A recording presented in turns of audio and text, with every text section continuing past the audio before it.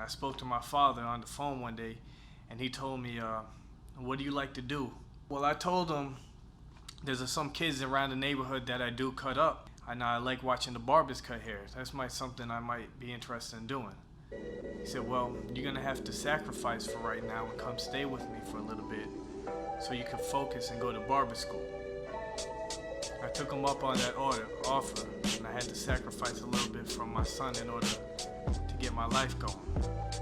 So I did barber school in Astor Place in Manhattan, and I graduated in 1999. And that's when it started.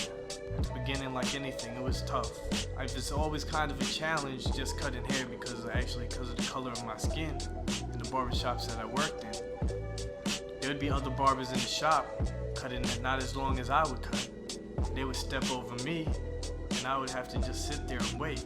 For every client that came in my chair, I did the best that I can.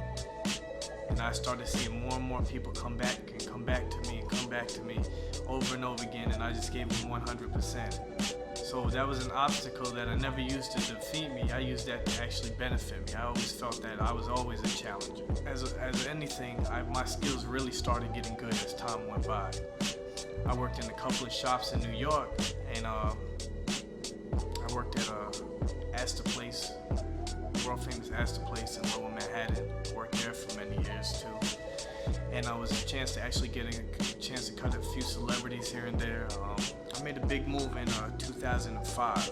2005, or beginning of 2006, I packed up my room and I drove down to Florida by myself, relocated, had just a few dollars saved up, and I started working here in Florida, Fort Myers, Florida. Again, I had another conversation with my father. I said, I need to do the right thing. I need to become a better father to my son. And I told him, I'm gonna have to create a plan for myself. And within 5 years, I want to have my own shop and have stability. Well, it's 2013, 5 years later, I'm a business owner. I came to work every single day.